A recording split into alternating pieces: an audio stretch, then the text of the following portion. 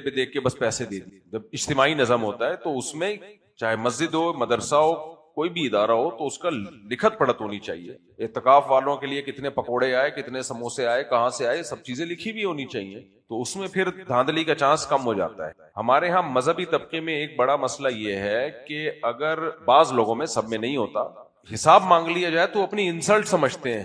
وہ سمجھتے ہیں آپ کو ہم پہ اعتماد نہیں ہے. بھائی بات اعتماد کی نہیں ہے، بات شریعت کی ہے کہ اللہ نے معاملات کو لکھنے کا حکم دیا ہے. ہاں کوئی آپ پہ ٹرسٹ کر کے، آپ کی ذات پہ ٹرسٹ کر کے کہہ رہے ہیں آپ یہ جہاں چاہو خرچ کر دو، اور پوچھتا ہی نہیں ہے، وہ آپ کا، اس کا انڈیویجولی ایک معاملہ ہے. کسی کو کسی پہ ایسا ٹرسٹ ہوتا ہے کہ یار آپ خرچ کر دو، ہمیں بتانے کی بھی ضرورت نہیں ہے. تو یہ تو انڈیویجولی تو ٹھیک ہے یہ، لیکن جہاں اجتماعی نظم کی بات آئے گی وہاں یہ ٹھیک نہیں ہے. وہاں یہ ہے کہ امام سے بھی پوچھا جائے گا کہ یہ جو چندہ مسجد کا آیا یہ کہاں گیا ہے. اس میں امام کو غصہ آ رہا ہے، تم کون ہوتے پوچھنے والے؟ بھائی تم نہیں، مسجد کمیٹی پوچھ رہی ہے آپ سے، اور کمیٹی کے ذمہ وہ بعض مسجدوں میں دیکھا پورا لکھ کے لگایا ہوا ہوتا ہے انہوں نے، اتنا پیسہ آیا، اتنا خرچ ہوا. یہ اچھی بات ہے. تو ایک ایک چیز کلیئر ہونی چاہیے. دوسری بات جو آپ نے کہی ہے کہ بعض لوگ ٹرسٹ بناتے ہیں، فاؤنڈیشن بناتے ہیں، لوگ ان پہ اعتماد کر کے تو وہ مر جاتے ہیں، تو پھر وہ اپنے بات اپنے ہی رشتہ داروں کو بنا کے چلے جاتے ہیں، تو ان پہ کیا اعتماد کیا جا سکتا ہے؟ تو یہ بات بالکل درست ہے کہ جس کی بھی کوئی فاؤنڈیشن یا ٹرسٹ ہو، اس کو چاہیے کہ وہ یہ اپنے مرنے کے بعد دیکھے کہ یہ کون چلائے گا، اس کو کون اس کا انتظام چلائے گا. تو اس میں اپنے چاچے مامے نہیں، جو قابل اعتماد ہو. بعض دفعہ اپنے رشتہ داروں پہ بھی اعتماد ہوتا ہے، تو قابل اعتماد لوگوں کے حوالے کر کے جانا چاہیے اس کو.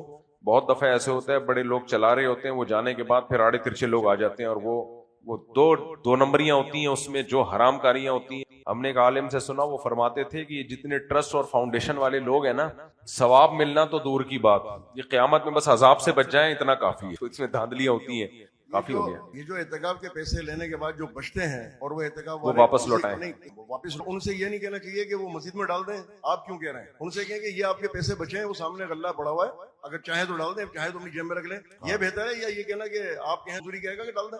پہلے اس کو نہیں، 8,000 10,000 لے رہے ہیں، اس میں بچے گا کیا؟ اگر میں کہہ رہا ہوں ہاں تو 1,000 2,000 بچ رہے ہوتے ہیں، اس میں اصل میں ٹینشن ہوتی ہے. یہ لیں پھر آپ مسجد میں ڈال دیں، ان سے اجازت لے لی، بھائی جس کو چاہیے لے لو، جس کو نہیں چاہیے ہم مسجد میں ڈال دیں. وہ 10-15 لاکھ کی رقم تھوڑی، ساری باتیں آپ کی تھوڑی ٹھیک ہوتی. اچھا چلیں، کھانی لیں، کھانے کی اجازت نہیں 1 روپے بھی. ان سے پرمیشن لے لیں کہ بھائی جو 500-1000 روپے بچیں گے آپ اجازت دے دیں، ہم مسجد کے ڈبے میں ڈال دیتے ہیں، اور جس کو نہیں اجازت دے رہا چاہیے واپس لے لیں ہم سے. کس کو؟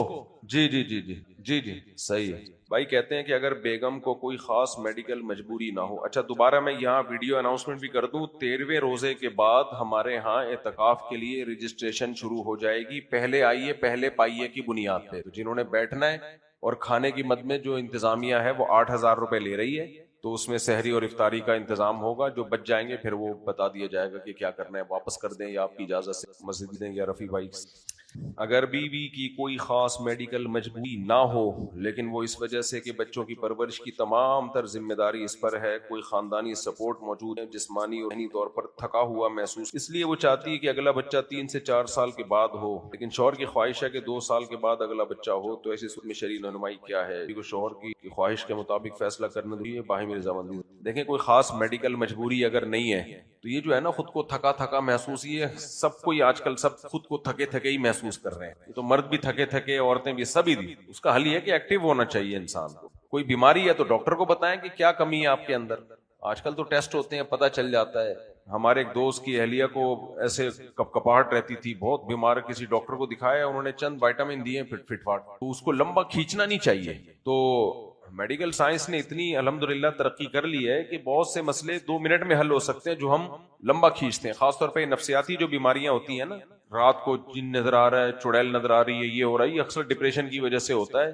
اس میں اگر شروع میں علاج ہو جائے نا تو 10-15 دن میں بندہ فٹ فاٹ، جو سائیکیٹرسٹ ہیں وہ میڈیسن دے دیتے ہیں، 8-10 دن میں فٹ فاٹ ہو جاتا ہے بندہ. اور اگر اس کو نہیں ٹھیک کیا، لے کے چلتے رہے اور عاملوں میں پڑ گئے، جن بھوت چڑیلوں میں گئے کام سے، زندگی برباد. میں نے ایسے پیشنٹ دیکھے ہیں، ان کو 18-20 سال کی عمر میں بیمار ہو گئے، دماغ ان کا خراب ہونا شروع ہو گیا، ماں باپ پریشان کہ کسی نے جادو کیا. میں نے کہا بھائی ڈاکٹر کے پاس لے کے جاؤ، 10-15 دن میڈیسن کھائیے، فٹ فاٹ ہو گئے ہمیشہ کے لیے. تو خام خمے نا فنٹر بننے کی کوشش مت کیا کرو. تو یہاں بھی ایسے ہی جو خواتین کہتی ہیں خود کو تھکا تھکا محسوس کرتے ہیں ہم، یہ آج کل بڑے چل رہے ہیں کام وام تو ہے ہی نہیں، آپ کو پتا ہے آج کل بھائی کام تو ہماری ماؤں نے کیے ہیں یار، چٹنی بناتی تھی سل پہ پیس رہی ہوتی تھی بیٹھ کے گھنٹہ، آٹا بھی گوندنا ہے، اب آٹا گوندنے کی مشینیں آ گئی ہیں اور گرائنڈر مشینیں آ گئی ہیں، کام یہ ہوتا ہے کہ اس کا پلگ لگانا ہوتا ہے اور بٹن دبانا ہوتا ہے، اس میں ٹھیک ٹھاک انرجی خرچ ہو جاتی ہے، ٹھیک ٹھاک انرجی، کیونکہ مشین اٹھانا،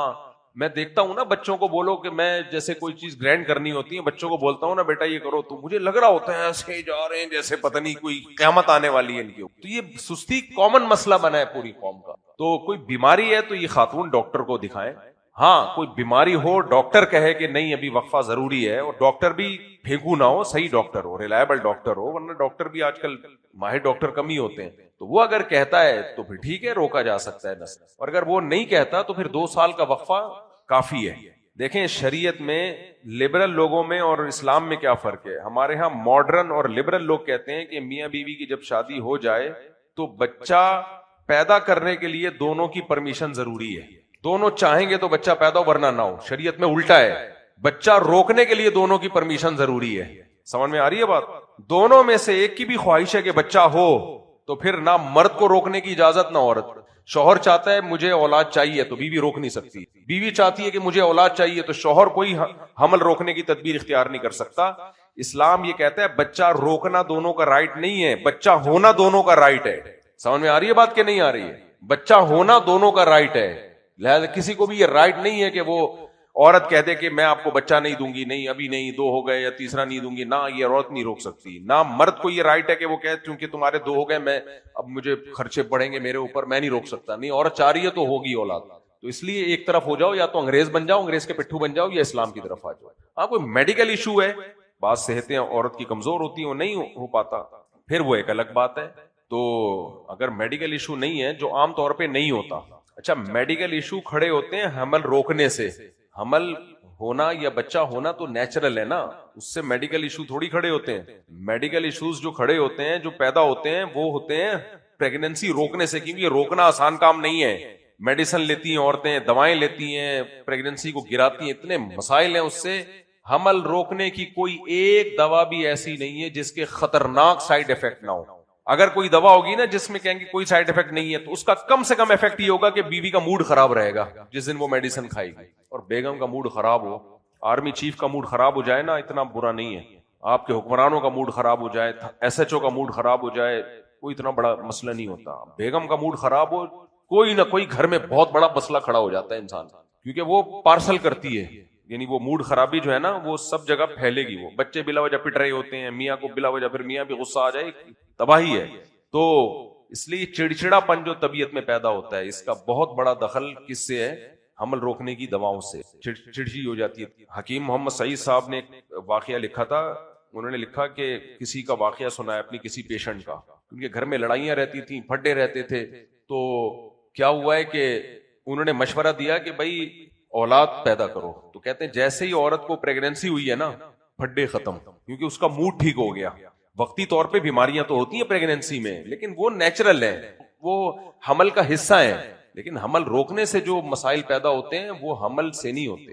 ہاں ہر سال ہی بچہ پیدا ہو رہا ہے، اس کے لیے بیچاری کے لیے سنبھالنا مشکل ہو گیا ہے، یا صحت برباد ہوتی جا رہی ہے، بعض عورتوں کو صحیح خوراک نہیں مل رہی ہوتی، سارا فوکس مرد نے بچہ پیدا کرنے پر لگایا ہوتا ہے، کیونکہ بچہ جب بنتا ہے عورت کو کیلشیم، خاص طور پہ جب وہ دودھ پلا رہی ہوتی ہے، آئرن کیلشیم کی کمی ہوتی ہے، تو وہ غذائیں جن میں کیلشیم اور آئرن ہو وہ اس کو انڈے منڈے کھانے پڑتے ہیں اس کو۔ اب آپ نے اس کو کدو کھلا رہے ہو، اس کو صرف جو ہے آپ نے ابلی ہوئی سبزیوں پہ ٹرکائی، کھلا ہی نہیں رہے اس کو، اور میرا بیان سنا ہے کہ بچے زیادہ پیدا کرنے چاہیے، تو وہ پھر ظلم ہو جائے گا۔ اور یہ بھی یاد رکھو جب بچہ ماں کے پیٹ میں ہوتا ہے نا اور عورت کمزور ہو تو بچہ کمزور نہیں پیدا ہوتا، بچہ پورا صحیح پراپر ہو، وہ ساری طاقت ماں کی کھینچ لیتا ہے۔ سمجھ میں آ رہی ہے بات؟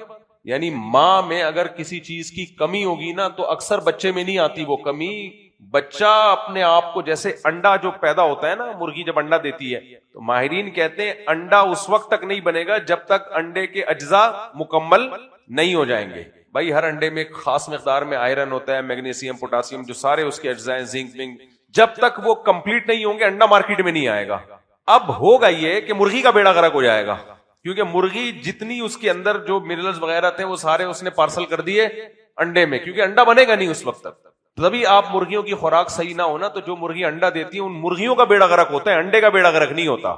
انڈا پراپر نکل کے آئے گا مارکیٹ میں، مرغی کا آپ دیکھ لینا بال جھڑ گئے بیڑا ہی غرق. تو اس مرغی کو کھلانا پڑتا ہے جو انڈا دے رہی ہے. سمجھ میں آ رہی ہے بات کہ نہیں آ رہی؟ کنجوس لوگ نہیں کھلاتے. میں نے مرغیاں پالی ہیں، ایک دفعہ ہمارے ایک دوست کے گھر میں گیا، انہوں نے مرغی خریدنی تھی، مجھے ایسا حال رکھا ہوا تھا مرغیوں کا.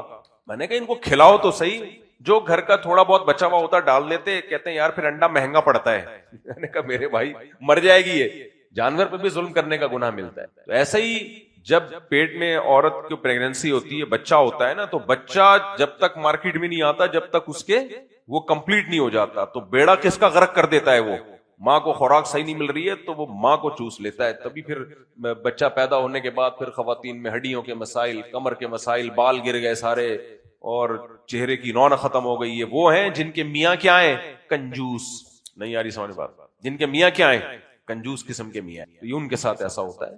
تو اس لیے اچھی خوراک گھر والوں کو کھلایا کرو. اچھی کا مطلب کھجور، گوشت، کھجور، انڈے، 3 چیزوں کو فوکس کرو. گوشت کے پیسے نہیں ہے تو انڈا. انڈا سب سے اچھا، ماہرین کہتے ہیں پروٹین کس میں ہے؟ جن کو گوشت نہیں ملتا نا، غریب ہے، نہیں کوئی بات نہیں، انڈا گوشت سے بھی زیادہ اچھی چیز. سمجھتے ہو کہ نہیں سمجھتے؟ تو انڈے پھوڑ دیا کرو. اور انڈے سے گھبراؤ مت. 5-5 6-6 انڈے آدمی آرام سے ایک ٹائم پہ کھا سکتا ہے. آپ تھوڑا سا احتیاط کیجیے، مذاق کر رہا ہوں، ناراض نہیں. 5-5 6-6 انڈے ایک ٹائم پہ کھا لینا کوئی مسئلہ نہیں ہے. لیکن کیسے کھانا ہے وہ میں آپ کو بتا دیتا ہوں. آج تو رمضان ہے نا، آپ لوگ کون سا کچھ کرنا تو ہے نہیں، گھر جا کے بھی ایسے ہی بیٹھنا ہے، تو ابھی تھوڑا اچھی کام کی باتیں آ جائے. انڈے کو پہلی بات یہ، جو بالکل پکا ہوا انڈا ہوتا ہے نا، وہ ہاضمے میں مسئلہ کرتا ہے. حکیموں میں مشہور ہے کہ فل زردی کا پکا ہوا انڈا دشمن کو کھلاؤ اور ہاف بوائل خود کھاؤ. یہ حکیموں میں بچپن سے ہم سنتے آ رہے ہیں، تجربہ بھی کر کے دیکھا ہے ہم نے. جو فل پکا ہوا انڈا ہوتا ہے نا، فل بوائل، وہ ہضم نہیں ہوتا اتنے، وہ گیس پیدا ہو. جن کا میدا بہت پاورفل ہے وہ کھاتے رہے، لیکن نارمل آدمی کے ہضم نہیں ہوتا. تو ہاف بوائل انڈا ہو. اس سے بھی آسان طریقہ یہ ہے، پانی میں انڈے کو تل کے کھاؤ. میں ایسے ہی انڈا بناتا ہوں، پانی میں انڈا تلتا ہوں. آپ کہو گے تلنا کیسا ہو گیا پانی میں؟ بہت مزے کا انڈا بنتا ہے. آپ نے کیا کرنا ہے، 4-5 انڈے لے کے ایک ہی ساتھ پیالے میں ڈال دیے، ایک ہی ساتھ. زردی نہ ٹوٹے ان کی، پھر زردی جب ٹوٹتی ہے تو مزہ نہیں رہتا پھر کھانے میں. مجھے تو ایسا ہی لگتا ہے. اب آپ کا ہر آدمی کا اپنا وہ ہوتا ہے. انڈے کی تو زردی میں ہی تو ٹیسٹ ہے. جو زردی الگ سے ہوگی تو مزہ آئے گا. تو آپ نے کیا کیا، پانی کو فرائی پین میں پانی ڈال دیا. اس جب وہ پانی کھولنے لگے، یعنی ہلکا پانی ہو، زیادہ نہ ہو، تو وہ پیالہ آپ نے اس میں پلٹ دی. چاہے تو ہلکا سا نمک ڈال دیں اس پانی میں، ہلکا سا، زیادہ نمک شمک نہ ڈالے گا تو وہ پانی میں ہی وہ نمک بھی پکا ہوا نمک کم نقصان دے، کچا نمک زیادہ نقصان دیتا ہے. جو بلڈ پریشر کے مریض ہیں، کچا نمک کھا کے ایک دم بی پی شوٹ کرتا ہے ان کا. پکے ہوئے نمک سے اتنی جلدی اثر نہیں ہوتا، تو نمک کو پکا لیا کریں. تو آپ نے کیا کیا، پانی فرائی پین میں تھوڑا سا پانی جتنا آئل ڈالتے ہیں، وہ جب اچھی طرح گرم ہو گیا تو وہ 5 انڈے یا 4 انڈے یا 3 انڈے حسب توفیق آپ نے اس میں ڈال دیے. اور اب امن اور شانتی کے ساتھ بیٹھ جاؤ، جلد بازی نہیں کرو. کھڑے ہو کے دیکھو نہیں یہ پک کیوں نہیں رہا، کیونکہ وہ دیر لگائے گا، تیل میں فوراً پک جاتا ہے. کیونکہ اس نسخے میں یہی ہے کہ انسان کو ٹینشن شروع جاتی ہے، پکنا کیوں نہیں پک رہا. پھر وہ جا کے کیا کرے گا، چمچ سے نا اس کو ہلانا شروع کر دے گا، پلٹنا شروع کر دے گا، اس سے زردی ٹوٹ جائے گی، وہ انڈے کا مزہ خراب ہو جائے گا. تو آرام سے بیٹھ جاؤ بس. تو ٹائم لگے گا اس کو پکنے میں، ہوتے ہوتے جب پانی خشک ہو جائے گا تو بس انڈا تیار ہے. وہ آپ انڈا کھا لو اپنے خرچے پہ، تو اس سے یہ ہوگا کہ وہ دیکھنا ہضم بھی ہوگا، کوئی طبیعت پہ بوجھ بھی نہیں ہوگا. اور روٹی کم کھاؤ نا، یہ زیادہ کھا لو، روٹی میں بھی تو پیسے خرچ ہوتے ہیں. انڈا سستی ترین پروٹین کی ایک سورس ہے، تو اس لیے غریبوں کے لیے بہترین چیز ہے انڈا. اور اگر انڈے کے پیسے بھی نہیں ہیں تو پھر یقین کر لو آپ کو اللہ روٹی میں ہی وہ ساری طاقتیں دے دے گا. جو کھانے کو مل رہا ہے اس پہ شکر ادا کرو. لیکن جب پیسے ہیں تو پھر کنجوسی مت کیا کرو، انڈے پھوڑ دیا کرو، کھایا مت کرو، پھوڑا کرو انڈے. تو اس سے بہت زبردست چیز ہے انڈے. اور دیسی انڈا میں نے تجربہ کر کے دیکھا ہے زیادہ اچھا ہضم ہوتا ہے. ہو سکتا ہے ڈاکٹر کو اس پہ اختلاف ہو، لیکن میں نے دیکھا ہے کہ دیسی انڈا طبیعت پہ کم بوجھ بنتا ہے بنسبت یہ جو فارمی انڈا ہے. اب ڈاکٹر جانے آپ جانو، لیکن میرا اپنا تجربہ یہی ہے کہ وہ انڈا یہ جو دیسی ہے نا، اور دیسی بھی ہماری مرغیوں والا دیسی جو لوفری کرتی ہیں، گھومتی ہیں، پھرتی ہیں دھوپ میں، کیڑے مکوڑے کھاتی ہیں. میں نے ایسی 40-50 مرغیاں پالی ہوئی ہیں. ابھی ہوا کیا تھا دیکھو، میری ساری مرغیاں مر گئی تھیں. 3-4 سال پہلے وبا آئی تھی نا، اور کوتاہی بھی تھی اس میں. تو اس کے بعد 2-3 بچی اور ایک مرغا بچہ، پھر اسی سے نسل بڑھی، پھر 50-60 ہو گئی، لیکن اس میں آدھے مرغے آدھی مرغیاں.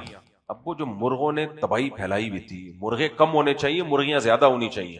تو پھر ہم نے ایک دن ان سب مرغوں کے جنازے پڑے ہم، اور وہ سارے مرغے ہم نے کہاں ڈال دیے؟ فریزر میں ڈال دیے، دیسی مرغے. تو اب اس میں یہ ہوتا ہے کہ حسب توفیق خود بھی کھا رہا ہوتا ہوں، دوستوں کی دعوت بھی کر رہا ہوتا ہوں.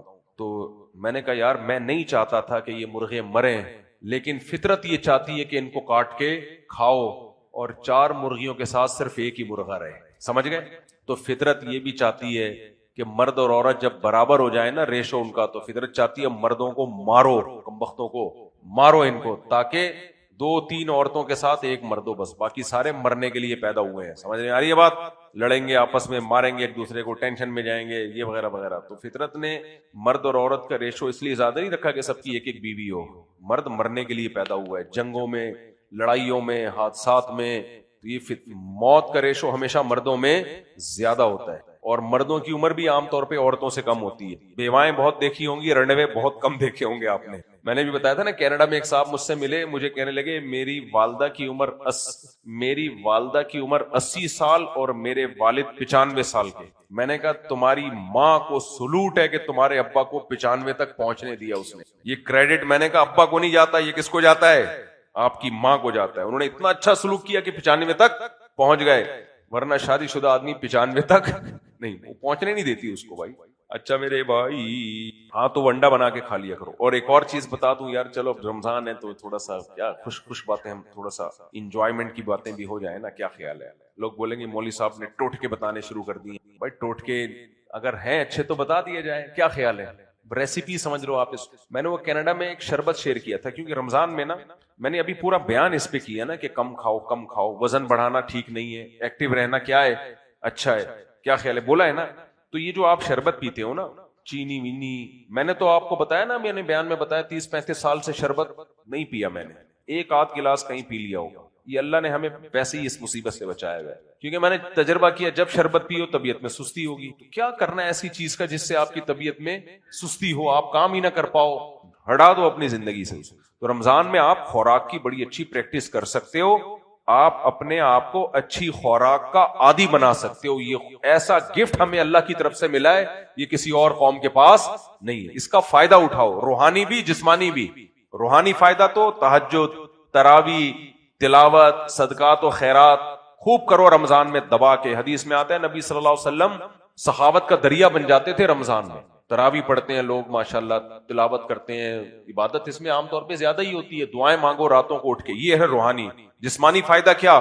خوراک کو بہتر کر لو. اب سمجھ میں آ رہی ہے بات؟ دیکھو آج میں سحری میں نے کیا کیا ہے، نہیں سحری کی میں نے کیسے چند کھجوریں کھائی ہیں اور 1 گلاس دودھ پیا ہے بس. سمجھ میں آ رہی ہے بات؟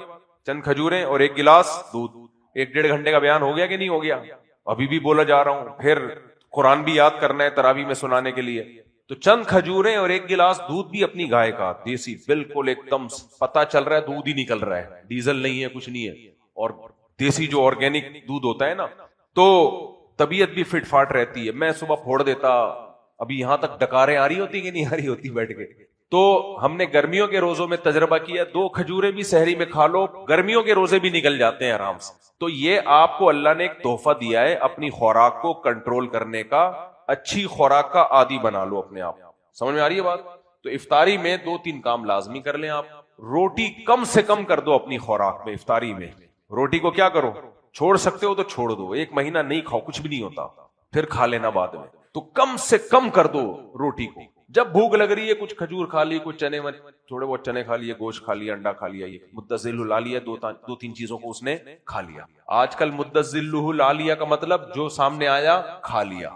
اسلام میں جو مدذل العالیہ کا مطلب 2-4 نوالا کھا لیا. اسلام کا مدذل العالیہ اور ہم لوگ کا مدذل العالیہ کیا ہے فرق. تو کنٹرول کرو. افطاری میں شربت مت پیو. شربت پینا ہے تو جو میں نے بتایا تھا شربت وہ والا پی لو. میں نے پوری ریسیپی شیئر کی تھی آپ کے فائدے کے لیے. آپ نے کیا کرنا ہے، پودینے کو پانی میں ڈال کے رکھنا ہے، تھوڑی دیر پانی میں پڑا رہے گا وہ، تو اس کی مٹی صاف ہو جاتی ہے. پھر اسے نکال کے اچھی طرح دھو لیا. کراچی میں تو یہ بھی نلکے کے پانی سے دھونے کے بعد پینے کے پانی سے الگ سے دھونا پڑتا ہے، کیونکہ نلکے کے پانی نے اس کو گندا کر دیا ہوتا ہے، تو اب اس کو پینے کے پانی سے دھو لو آپ. پنجاب کا مجھے نہیں پتا. تو یہاں آپ نے دھونے کے بعد اس کے پتے نکال کے, یا پتے پہلے نکال لو, نکالنے کے بعد آپ نے کیا کیا, ہلکا سا پانی ڈال کے اس کو وہ جو گرینڈ کر لو. اس کو سمجھ میں آ رہی ہے بات؟ اچھا, گرینڈ کرنے سے پہلے اس میں 2-3 لیمو بھی ڈال دو, یا 1 لیمو, یا جو بھی آپ, وہ تجربہ ہو جائے گا کہ آپ کتنا افورڈ کر سکتے ہو, وہ آپ کو خود تجربہ ہو جائے گا. پھر لیمو میں فرق ہوتا ہے, کچھ لیمو بڑے کڑوے ہوتے ہیں, کچھ نہیں ہوتے, کچھ میں ترشی زیادہ, کچھ میں کم, وہ آپ کو خود اندازہ ہو جائے گا. تو وہ آپ نے چھلکوں سمیت اس میں بیج نکال لو, چھلکوں سمیت گرینڈ کرنا ہے, اس میں چھلکے نہیں نکالنے. اس میں لیمن کا چھلکا بہت ہی کوئی خاندانی چیز, تھوڑی خاندانی ہوتی میں نہیں بتاتا آپ کو, میں نے تجربہ کیا ہے, بہت ہی کوئی خاندانی چیز ہے لیمن کا چھلکا. تجربہ کے اندر باڈی بہت ایکٹیو ہو جاتی ہے اس سے. تو وہ چھلکا بھی آپ نے اس میں پودینے کے ساتھ گرینڈ کر دیا, اور تھوڑے سے پانی میں ڈال کے اس کو رکھ دیا, تاکہ وہ اچھی طرح اس کے سارے اثرات کس میں آ جائیں, پانی میں, اور رکھ دو اس کو افطاری کے لیے. افطاری سے پہلے آپ نے کیا کرنا ہے, اب 2 قسم کے شربت ہیں, آپ کا جو دل چاہے اس میں پی لو. ایک طریقہ تو یہی ہے کہ اسی کو آپ نے افطاری کے وقت میں اس میں حسب توفیق پانی ڈالا, گرینڈ کیا, اور شہد ڈال دو اس میں میٹھے کے لیے, کیونکہ یہ کڑوا ہوتا ہے, پیا نہیں جائے گا ایسے. شہد ڈال دیں گے, وہ بھی آپ کو اندازہ ہو جائے گا کتنا شہد ایسے ہے جو آپ افورڈ, یعنی بہت میٹھا نہ کر دو اس کو. شہد ڈال دیا آپ نے, برف ڈال, اچھا پھر چھان لیا اس کو آپ نے, تاکہ یہ چھلکے مل کے سارے طبیعت پہ بوجھ نہ ہو, تو مزہ نہ آئے پیسے واپس. اتنا مزے کا مشروب بنے گا. یہ جو پودینہ ہے نا, یہ بہترین اینٹی الرجی ہے, نزلہ, زکام, کھانسی, جسم میں خارش مارش, ان سب چیزوں کے لیے. میں نے اپنا تجربہ شیئر کیا تھا, میں کتنا بیمار رہتا تھا, خارش رہتی تھی, اور میری والدہ مجھے حکیم مرسلین کے بعد لے گئی, انہوں نے بولا کہ صرف پودینے کا پانی نکال کے پی لیا کرو, ورنہ کتنی اینٹی الرجیاں کھا رہا تھا, کیا کیا کر رہا تھا. تو وہ پودینے کا پانی پیا فٹ فاٹ. تو پودینہ ہلکی چیز نہیں ہے, سمجھ میں آ رہی ہے بات؟ تو اس میں پودینے کا عرق بھی آ گیا, لیمو بھی آ گیا, تو یہ بہت ہی اچھا مشروب بن جائے گا افطار میں پینے کے لیے. مزے کا بھی ہوگا, ہاضمہ بھی کرے گا, بہت فائدہ ہوگا. اور اگر اس کو چاہتے ہو کہ آپ اور پاورفل بنا دو, تو اس کا طریقہ پھر یہ ہے کہ یہ مشروب جو آپ نے جو ہے نا, جو پودینے کا رکھا کنارے پہ, اس میں آپ چقندر کا اتنا سا گلاس کا رس چقندر کا, اور اتنا ہی سیب. سمجھ میں آ رہی ہے بات؟ یعنی ایک گلاس کے 3 حصے کر لیے, 1/3 یہ پودینے کا اس میں آ گیا, 1/3 چقندر کا جوس, 1/3 سیب کا جوس, اور تینوں کو مکس کر لیا. مزہ نہ آئے پیسے ہمیشہ کے لیے واپس. تو یہ بہت ہی پاورفل قسم کا. اس میں صرف شوگر کے مریضوں کا مسئلہ ہوگا کہ اس میں پھر چقندر میں شوگر بہت ہوتی ہے, لیکن عام نارمل آدمی کو اس سے فائدہ ہوگا. چقندر کیا کرتا ہے, آپ کی باڈی کو بہت زیادہ ایکٹیو کر دیتا ہے, اور بہت فائدے مند ہے. وہ آپ پھر حکیموں سے, ڈاکٹروں سے پوچھ لیں کہ چقندر کیا کرے گا آپ کے ساتھ, تو بہت فٹ فاٹ ہو جاؤ گے. اور آپ دیکھنا جس دن افطاری میں آپ نے یہ سب کچھ یہ والا پی لیا, اور روٹی چاول سے آپ نے اوائڈ کیا, تو آپ دیکھنا آپ کو اس دن الگ ہی محسوس ہوگا, یار کچھ کہیں اور پہنچے, اتنی جسم میں طاقت آئے گی. یہ کام کر لو اپنے خرچے پہ. اور یہ چقندر کا یہ جو پیو گا نا, جس طریقے سے میں بتا رہا ہوں, آپ تھوڑے دن میں اپنا چہرہ دیکھ, میں نہیں پی رہا, صرف مشورے دے رہا ہوں آپ. آپ کہو گے آپ کیوں نہیں ایک دم ایسے ٹارزن بن گئے, مشورہ دے رہا ہوں نا. 3-4 دن آدمی کرتا ہے, پھر بولتا ہے چھوڑو یار پانی پی لو, لیکن یہ کریں آپ, اس کا فائدہ ہوگا. میں نے کیوں چھوڑ دیا 3-4 دن, میرا پیٹ تھوڑا خراب ہونے لگا تھا. آئرن جس چیز میں زیادہ ہو تو پیٹ پہ وہ تھوڑا سا پرابلم کرتی ہے, میرے ساتھ ہوتا ہے ایسا. تو میں نے کہا آہستہ آہستہ میں یوز ٹو ہوں گا اس کا. لیکن آپ یہ چقندر کا اور سیب کا اور یہ پودینے کا پیو, خواتین کے لیے تو بہت ہی اچھا ہے. چہرے کی ایسی فریشنس ہوگی, چمک پیدا ہو جائے گی, کمزوری ومزوری مارکیٹ سے شارٹ, یہ جو ہر وقت تھکی تھکی سی فیل کرتی, اس کے بعد بھی اگر تھکاوٹ فیل ہو رہی ہے تو یہ مینوفیکچرنگ فالٹ ہے. یہ کیا ہے, یہ مینوفیکچرنگ فالٹ ہے. تو یہ والا شربت پی لیا کرو, یہ باقیوں سے جان چھڑاؤ, چینی سے. اور یہ جو, اور بازار کا تو کبھی بھی کچھ نہ پیو, کتنی اچھی کمپنی ہو.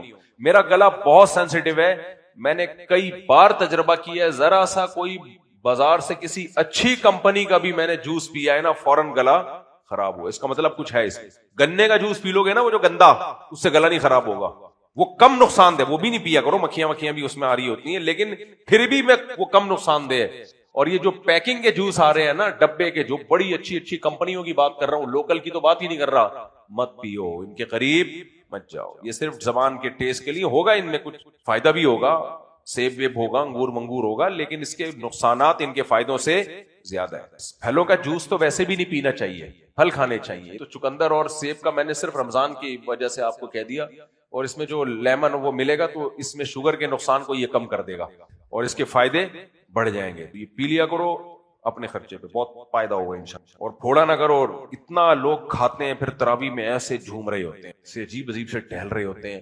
آپ چند دن تجربہ کرو, آپ کی باڈی جو ایکٹیو ہو جائے گی نا جب کم کھانے سے, یعنی افطاری میں آپ نے روٹی چاول کم کھانے, اس کو کم فوکس کرو, اور تو آپ دیکھنا آپ کو الگ ہی پتہ چلے گا یار. کوئی نہیں, جو لوگ وزن کم کر لیتے ہیں نا تو وہ کہتے ہیں ایسا لگ رہا ہے دوبارہ پیدا ہوئے ہیں ہم, ایسا لگ رہا ہے دوبارہ. میں نے رمضان سے پہلے اپنا ویٹ کیا اور گھر والوں کو بتایا کہ عید کے بعد اگر یہ کم نہیں ہوا اس کا مطلب میں نالائق ہوں, اس کا مطلب رمضان میں بھی کوئی فائدہ, حالانکہ میرے پاس وزن کم کرنے کا کوئی زیادہ آپشن ہے نہیں, یعنی اتنی اسپیس ہی نہیں ہے, وزن کم کر کے میں جاؤں گا کہاں. پھر بھی مجھے یہ فکر ہے کہ میرا وزن زیادہ ہے. تو رمضان میں اگر وزن کم نہیں ہوا, میں نے پہلے روزے کو وزن چیک کیا, میں نے کہا اگر یہ عید کے بعد بھی اتنا ہی ہے اس کا مطلب رمضان سے ہم نے کوئی فائدہ نہیں اٹھایا. اس لیے میں آپ لوگ بھی وزن چیک کر لو, اور میں گارنٹی سے کہتا ہوں رمضان کے بعد ڈبل نہ ہوا, جو اسپیڈ چل رہی ہے نا زیادہ ہی ہوگا. آپ تو بڑھائیں تھوڑا سا, آپ بڑھاؤ, آپ تو یہ چقندر مقندر پی لیا کرو, چھوڑ دو, کھا لو. اور یہ جو لوگ چکنائی چھوڑ دیتے ہیں نا, چربی وربی, ایکچولی ڈاکٹر منع کر رہے ہیں. سب سے پہلے نقصان کیا ہوتا ہے, ان کی چہرے کی رونق ختم ہوتی ہے. باڈی میں جو نیچرل فیٹ ہے نا, نیچرل فیٹ, کل دیکھو میں نے جو ہماری خدمت گزار ہے اس سے میں نے گوشت منگوایا, میں نے بولا چربی. لوگ کیا کرتے ہیں گوشت خرید کے چربی نہیں, میں نے کہا چربی ڈلوانا تاکہ کوکنگ آئل نہ ڈالنا پڑے, کوکنگ آئل نہ ڈالنا پڑے. تو ہم تو چربی والا گوشت کھاتے ہیں. گوشت میں اللہ نے چربی رکھی اس لیے کہ کمبختوں یہ کوکنگ آئل سے کیا کرو, جان چھڑاؤ. اس گوشت کی لذت ہوتی ہے, طبیعت پہ بوجھ نہیں ہوتا, وہ مزہ آتا ہے کھانے میں. پتہ نہیں کن چکروں میں ڈال دیا.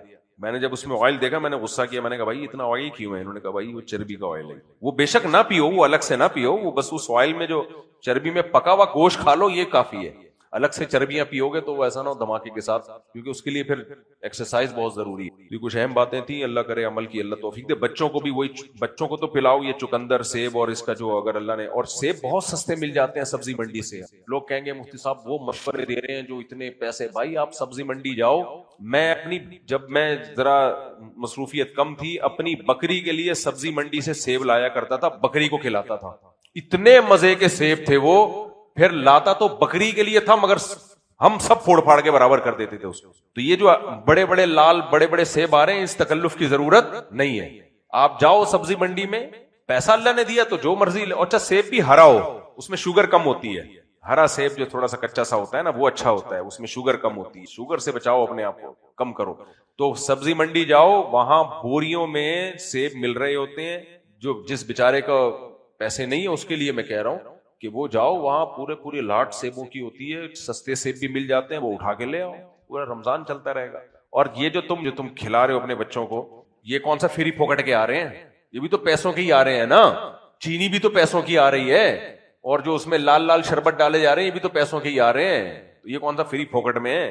تو اپنے بچوں کو کچھ دن اچھا کھلا لو, بیماریوں پہ جو خرچہ ہو رہا ہے اس کے پیسے بچ جائیں گے. کیسے بچوں کی آپ دیکھو چہرے پھیکے پھیکے بالکل سب فارغ ہوتے جا رہے ہیں. ہو گیا میرے بھائی بچے لیے میں سمجھ رہا ہوں, جائز نہیں ہے بھائی, کس میں نام نہیں لینا چاہ رہا. عید پر سب بچے نئے نوٹ مانگتے ہیں, کوئی سود سے پاک طریقہ بتا دیں. نئے نوٹ جاؤ ادھر بینک سے نئے نوٹ مل جاتے ہیں, بھی بڑے فنڈر ہیں یار.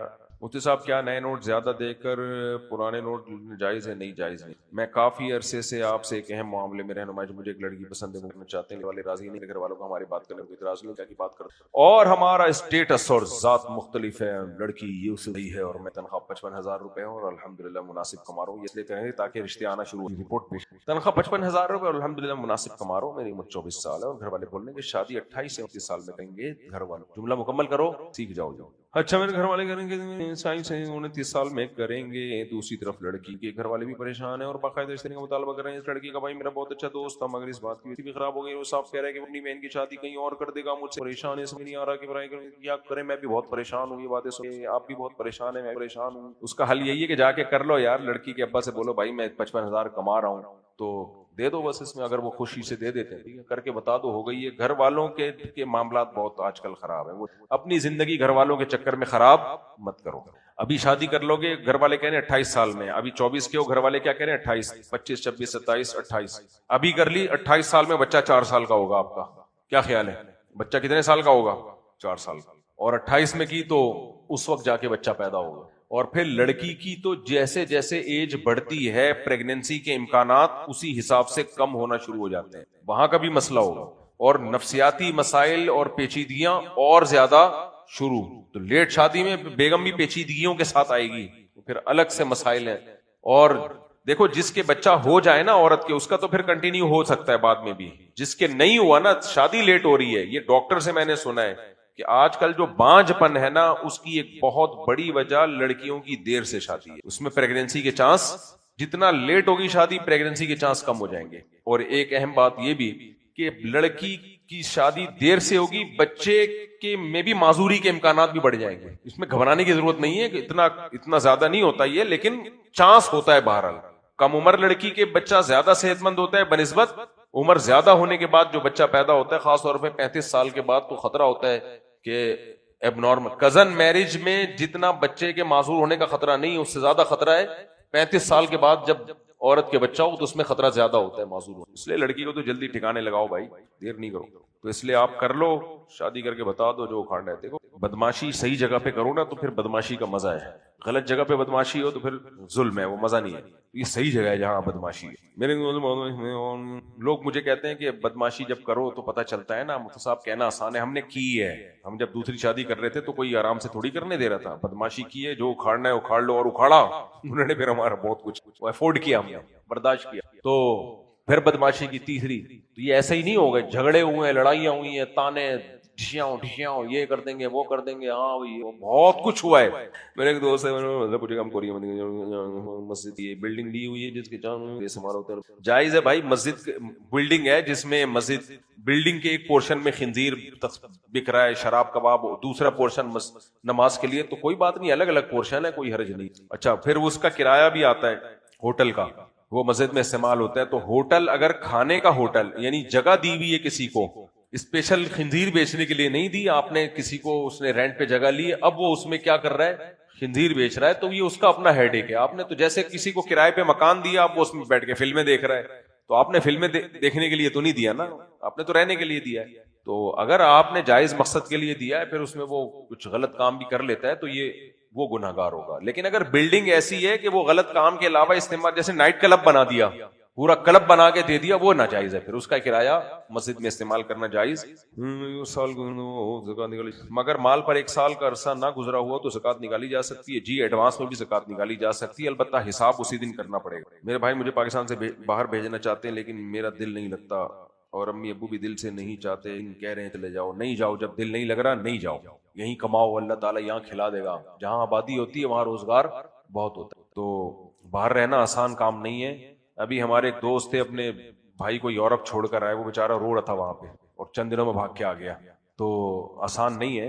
ہاں یہ بات ضرور ہے کہ وہاں کاروبار میں محنت کا پھل ملتا ہے. ہمارے یہاں ٹانگے کھینچنے والے بہت ہیں، حکومت ہی نہیں چلنے دے گی آپ کو، تو اس اسٹرگل کا وہاں فائدہ ہوتا ہے. تو وہاں جو لوگ بزنس کرتے ہیں اکثر، لیکن اس کے لیے بھی کوئی قابلیت ہو، وہیں منہ اٹھا کے چلے جاؤ تو دھکے کھانے کے علاوہ کچھ بھی نہیں حاصل ہوگا. بہت لوگ دھکے. اور پھر یہ بھی یاد رکھو، جو غیر قانونی جاتے ہیں ان کی تو زندگی بہت ہی بری، کیونکہ جو ان کو ملازمت دیتا ہے اس کو پتا ہوتا ہے یہ اللیگل ہے، تو وہ اتنی کم تنخواہ دے گا اور اتنا آپ کو نچوڑے گا اور آپ چمچا گیری میں ہی لگے رہو گے. تو اس لیے اپنے آپ کو کیوں ذلیل کر رہے ہو یار؟ عزت کے ساتھ یہاں رہو، شادی کرو اگر ذلیل ہونا ہے تو. اللہ نے بہترین طریقہ رکھا ہوا ہے ذلیل ہونے کے لیے. اچھا میرے بھائی مجھے ایک لڑکی پسند کی، آمدن ٹھیک نہیں ہے، کیا کروں؟ ابو اگر حرام کما رہے ہیں تو آپ شادی کی لڑکی سے کر لو، البتہ اس کے ابو کا ہدیہ ودیہ نہ لیا کرو آپ. اور ابو اگر بالفرض جہیز دیتے ہیں تو بیگم کو بتا دو کہ یہ جو پیسے ملے جتنے کا جہیز ملا، کیونکہ حرام ہے تو اس کو حلال کرنے کے لیے میں اتنے پیسے صدقہ کروں گا تمہاری طرف، تو اس کے پیسے صدقہ کرنا شروع کر دو. سمجھ میں آ رہی بات؟ کسی کو کوئی حرام گفٹ مل گیا ہو تو اس کو حلال کرنے کا طریقہ یہ ہے کہ اصل میں جو چیز بھی حرام ہوتی ہے وہ واجب التصدق ہوتی ہے، یعنی اس کا صدقہ کرنا واجب ہوتا ہے. تو فقہا نے یہ بھی لکھا ہے کہ وہ صدقہ کر دو یا اس کی قیمت کر دو تو بھی وہ حلال ہو جاتی ہے. اور اگر قیمت یکمش نہیں کر سکتے، قسطوں میں کر لو تو بھی ٹھیک ہے، لیکن اس میں جس سے گفٹ لیا اس کو یہ بتانا چاہیے کہ بھائی آپ یہ چیز ناجائز تھی، ہم نے لے تو لی ہے لیکن ہم اس کے پیسے صدقہ کریں گے، تاکہ اس کو یہ پتا چلے کہ یہ غلط ہے، میرے جو آمدن ہے غلط، ورنہ وہ یہ سمجھتا ہے کہ یار ویسے حرام کہتے رہتے ہیں اور جب ہم کھلائیں تو کھا بھی لیتے ہیں. جی بس یہ آخری سوال ہے میرا. طلاق ہو کے گھر آ گئی ہے، بھائی سب کیا کیے ہوئے؟ کارنر کیا. اچھا، طلاق ہو کے بچی گھر پہ آ جاتی ہے نا تو بیچاری کے ساتھ یہی ہوتا ہے، بہن بھائی سارے اس کا جینا حرام کر دیتے. دیکھو طلاق بری چیز ہے. پہلی بات تو یہ کہ آج کل کی جو طلاقیں ہو رہی ہیں نا ان میں مردوں کا بھی قصور ہوتا ہے، لیکن عورتیں زیادہ اس میں مسئلہ کر رہی ہیں کیونکہ فیمنزم پھیل رہا ہے نا سوسائٹی میں، تو خواتین نے شوہروں کی اطاعت تو چھوڑ دی ہے. عورت کو چاہیے شوہر کو غصہ آ رہا ہے تھوڑی دیر کے لیے زبان کنٹرول کر لے، لیکن آج کل کنٹرول نہیں. تو اور پھر دوسری بات یہ بہت اچھی، دیکھو میرا خاندانوں میں تجربہ ہے، اپنے کتنے خاندان ہے ماشاءاللہ، اللہ نظر سے بچائے. جب بھی بیٹی روتی ہوئی آیا کرے نا گھر پہ، ہائے ہائے یہ ہو گیا، ہاں یہ ہو گیا، ہاں یہ ہو گیا، تو ایک دم ایگریسو نہ ہو جایا کرو، جذباتی نہ ہو جائے. ریلیکس. کیا کرنا ہے؟ اس کو یہ نہیں بولو کہ تم غلط رو رہی ہو، ایسا کچھ بھی نہیں ہوا. یہ بھی نہیں بولو سچ رو رہی ہو، بس اوہو اچھا اچھا دیکھتے ہیں، اوہو بیٹھو بیٹھو آرام، ریلیکس. ہوتا یہ ہے کہ جیسی وہ روتی بھی آتی ہے نا، یہ ہو گیا ایک دم آدمی ٹارزن بن جاتا ہے. اوہو بچی پہ ظلم، میں نے رخصتی کرتے ہوئے بولا تھا کہ اس بچی کی آنکھوں میں آنسو نہیں دیکھوں گا، تم نے اس کو رلایا ہے. ٹین ٹین ٹین، ایک فلم شروع ہو جاتی ہے، یہ ڈرامے شروع ہو جاتے ہیں. اور بھائی یہ ایسے گھر نہیں چلتے. ایسے گھر، دیکھو میں عورت کی برائی نہیں کر رہا، لیکن ایک یہ نیچر ہے عورت کی فطرت ہے رائی کا پہاڑ بنا کے پیش کر. دیکھو آپ اپنے آپ کو مظلوم ثابت کرتے ہو دو طریقوں سے، یا دلائل سے یا جذبات سے. یا تو دلائل سے یا کس سے؟ جذبات سے. دیکھو آپ نے دیکھا ہوگا، ہم ایک دفعہ کہیں تھے تو ایک بندہ آیا تھانے میں بھاگتا ہوا، خون ہم خون، ایس ایچ او صاحب ایف آئی آر کاٹو مجھے. یہ ایس ایچ او ہنس رہا ہے نا، تو ایس ایچ او نے بتایا کہ یہ ڈرامے صبح شام ہو رہے ہوتے ہیں، بعض دفعہ یہی مارتا ہے اور پھر دو چار اپنے کٹ لگا کے نا خون لگا کے آ جاتا ہے مظلوم بن کے، پھر ایف آئی آر میں لکھا جاتا ہے اس کو خون نکل رہا تھا، تو وہ کیس تگڑا بنتا ہے. تو جیسے یہ لوگ کرتے ہیں ایسے ہی خواتین بھی کرتی ہیں. سمجھ میں آ رہی ہے؟ نیچرل نارمل ہے، چاہے کتنی نیک عورت ہو یہ کرتی ہیں وہ، کہ ذرا سی بات ہوگی تو اپنے والدین کی ہمدردیاں لینے کے لیے رائی کا پہاڑ بنا دینا.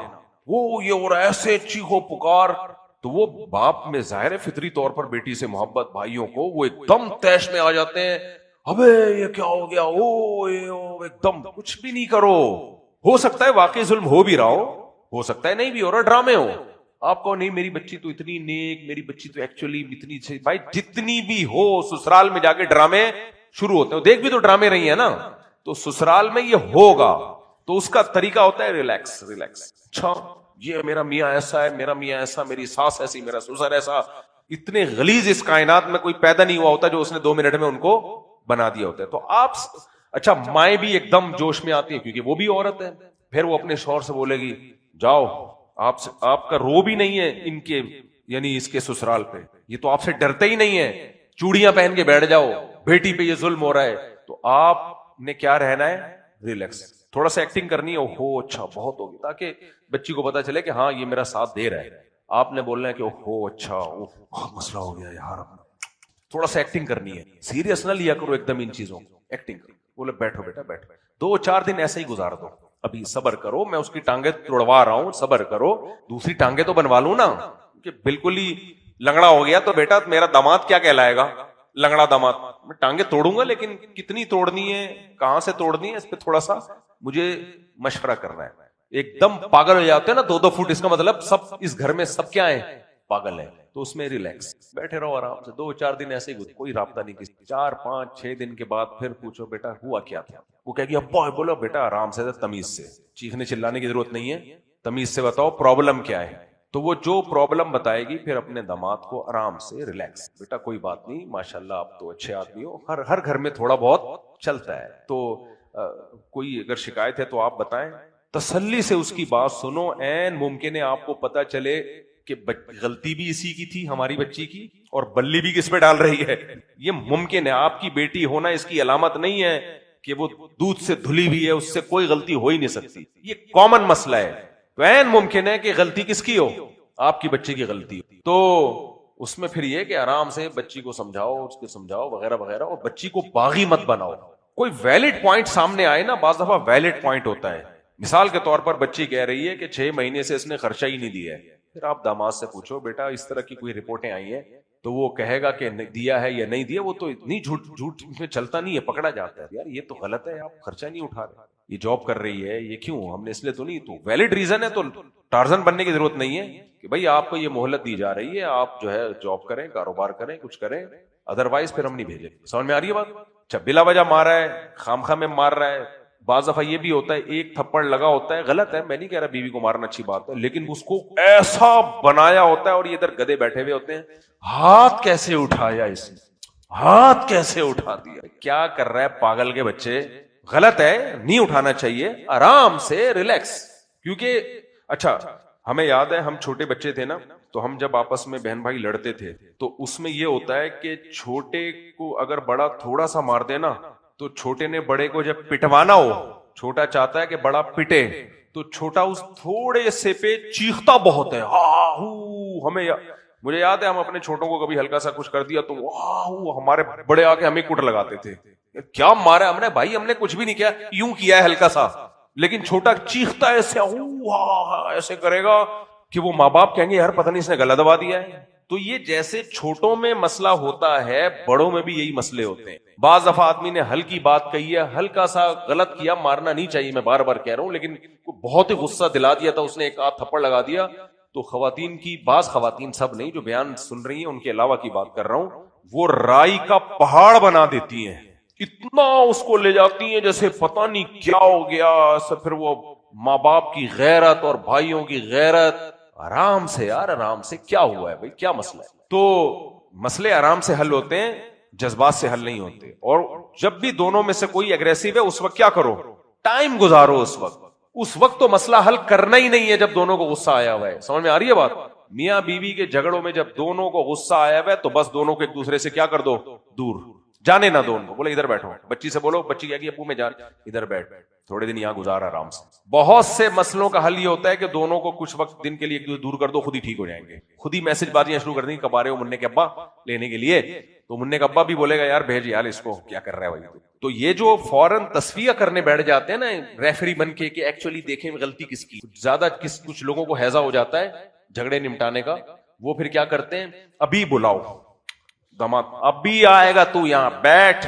میں تو وہ پورا اسٹائل بنا نہیں رہا جو ہوتا ہے، تھوڑا سا خیال کر رہا ہوں میں، چٹکیاں بجا بجا کے نا ابھی آئے گا، ابھی کے ابھی چاہیے مجھے، ابھی ایسے چٹکیاں بجا رہے ہو. تو اس کو بلاؤ گے، طلاقیں ہی ہوں گی اور کچھ بھی نہیں ہوگا. اس سے کیا ہوگا؟ طلاقیں ہوں گی. تو اس کا طریقہ یہی ہے کہ جب دونوں میں سے کوئی بھی اگریسو ہے، چاہے داماد ہے چاہے بہو ہے، کوئی بھی ہے، ان دونوں کو ایک دوسرے سے دور کر دو اور بولو ابھی مسئلہ حل نہیں ہوگا، اگلے ہفتے 12:25 پہ میں نے ایک جرگہ رکھا ہے، اس میں فیصلہ کریں گے کون ٹھیک تھا کون غلط.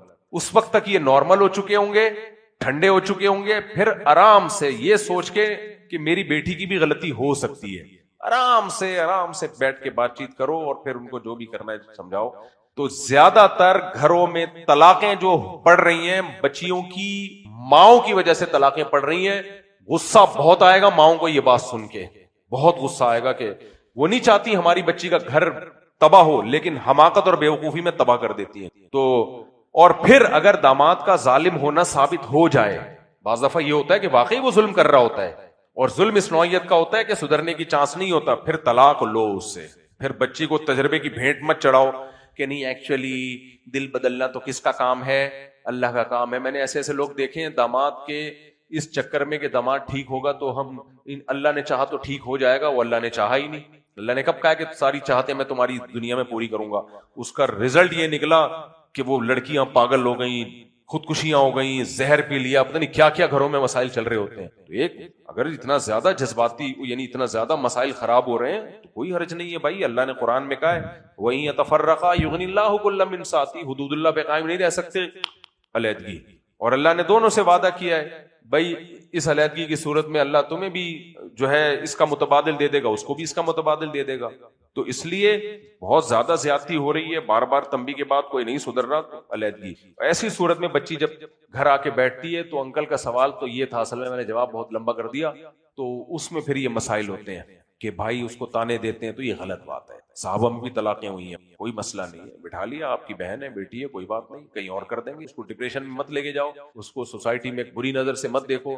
صحابہ میں طلاقیں ہوئی ہیں تو حضرت عبداللہ بن عمر نے اپنی زوجہ کو ڈیورس دی تھی، حالانکہ نہ ان کی زوجہ کا قصور نہ عبداللہ بن عمر کا، لیکن نہیں بن رہی تھی آپس میں. تو حضرت عمر سے بھی ایک ثابت ہے کہ ان کی بھی زوجہ کے درمیان علیحدگی ہوئی تھی، اور علیحدگی ہوئی ہے اور بچوں کا بھی مسئلہ کھڑا ہوا کہ بچے کس کے پاس ہوں گے. چھوٹے بچے تھے نا، تو حضرت ابوبکر نے فیصلہ کیا کہ یہ بچہ جو ہے ماں کے پاس رہے گا، چھوٹا بچہ کس کے پاس جائے گا. تو حضرت عمر میں کوئی غلطی ہو سکتی ہے، نہ ان کی زوجہ میں کوئی غلطی تھی، لیکن نہیں مل رہا تھا مزاج. بعض اوقات مزاج ہی نہیں مل رہے ہوتے، تو بجائے اس کے کہ ایک دوسرے کا سر ہی پھوڑتے رہیں، مگوں سے ایک دوسرے کو کوٹتے رہیں، گالیاں دیتے رہیں، محبت کے ساتھ.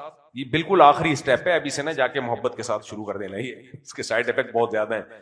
تو پھر اگر بہن بیٹی گھر میں آ کے بیٹھ گئی ہے تو کوئی مسئلہ نہیں، سمجھو کوئی مسئلہ نہیں، اس کو تانے بھی مت دو، بے شک غلطی اس کی ہو. اب جو غلطی کی تلافی نہیں ہو سکتی، اس غلطی پہ تانے دینے کا فائدہ کیا ہے؟ تو تلافی نہیں ہو سکتی نا وہ غلطی. بے شک بیٹی کی غلطی ہے جس کی وجہ سے ڈیورس ہوئی ہے، لیکن جب ہو گئی تو ہو گئی نا، وہ ریورسیبل تھوڑی ہے، وہ تو کوئی بات نہیں. اب آئندہ کے لیے دیکھیں، جو ہونا تھا وہ کیا ہے، ہو گیا، آئندہ کا سوچو. تانے ہی دے دیں گے، مار دیں گے اس کو. اگر اس کی بھی غلطی تھی نا تو علیحدگی کے بعد اس کو بھی احساس ہو جاتا ہے، اس کے لیے آپ کو فنٹر بننے کی ضرورت نہیں ہے. میں نے دو طرح کے لوگ دیکھے ہیں، بگاڑنے والے بھی، سدھارنے والے بھی. ہمارے ایک ریلیٹیو میں ڈیورس ہوئی، ایک طلاق ہوئی تھی. جیسے ہی لوگوں کو پتا چلا، ان کو ہو یہ کیا ہو گیا. اس سے کیا ہوتا ہے، آدمی کو بھی آر، عورت کو بھی آر، اس سے وہ باقی جو دو رہ گئی ہیں وہ بھی ہو جائیں گے. اور ایک خاندانی آدمی، ان کو جب پتا چلا کہ ایک طلاق ہوئی ہے، حالانکہ وہ طلاق کے بہت خلاف تھے، انہوں نے بولا کہ شوہر سے جا کے کہا کوئی بات نہیں یار، ایک طلاق کے بعد تو میاں بیوی میں محبت اور زیادہ بڑھ جاتی ہے. میں نے کہا یہ کتنا عقل مند آدمی ہے. حالانکہ طلاق کو فیور نہیں کر رہا، لیکن جو ہونا تھا وہ تو ہو گیا نا. اب اس کو آپ بولو کہ تو دو نمبر ہے، تو اس سے اور پھر اس کے دل میں بیوی کی نفرت آئے گی، اس کی وجہ سے مجھے یہ تانے سننے کو مل رہے ہیں، اور خراب ہوتا ہے. تو جو کام نہیں ہوا اس سے روکو، جو ہو گیا اس کے اصول کچھ اور ہیں. اس میں یہ کہ کوئی بات نہیں یار، ہو جاتا ہے، منہ سے غلطی سے نکل آتا ہے، سب غصے میں ہو جاتا ہے، آئندہ بس تھوڑا سا کیا کرنا، خیال. ایک طلاق کا ہم نے واقعہ ایسے بھی دیکھا کہ شوہر نے بیوی کو ایک طلاق دی اپنے سالے کے سامنے. یہ واقعہ ہمارے حضرت کے پاس آیا. شوہر نے بیوی کو طلاق دی ایک، اور سالہ موجود تھا. سالے نے بولا کہ تو نے میری موجودگی میں دی کیسے، باقی دے کے دکھا تو، اور لڑائی چل رہی ہے. اس نے کہا ٹھیک ہے، باقی بھی دے دی. بھی کیا پاگل پنا ہے یار، دونوں ایک نمبر کے بیوقوف تھے یا نہیں تھے؟ ہونا یہ چاہیے کہ بہنوئی کو اول تو دینی نہیں چاہیے ایسے موقع پہ. اگر دے دیے، ایک دی ہے، تو سالے کو فوراً چاہیے کہ یار چلو جو ہوا تمہارے منہ سے نکل گیا غصے میں، باقی اپنے الفاظ کیا کرو، روک لو. یہ غصے میں کرنے کا کام، اس پہ جرگہ بٹھائیں گے، بیٹھیں گے آرام سے، محبت سے شادی ہوئی ہے نا، تو گھوڑے پہ بھگا کے تھوڑی لے کر گئے ہو. تو علیحدگی بھی کیسے ہوگی، تمیز سے ہوگی، اس طرح سے نہیں ہوگی. لیکن وہ بھی سالہ بھی بیوقوف تھا، وہ غصے میں آ گیا. وہ سالہ ہی آیا ہوا تھا حضرت سے مسئلہ پوچھنے کے لیے ہمارے حضرت کے پاس. کہنے لگا کہ میرے بہنوئی نے ایسے کہا کہ ایک دی ہے تو مجھے غصہ آ گیا. میں نے کہا مرد کا بچہ ہے، دوسری بھی دے کے دکھا، تیسری بھی دے کے دکھا. وہ پھر اس کو اپنی غیرت، وہ بھی پاگل، اس نے بھی دوسری بھی تیسری بھی. اب جب 3 طلاق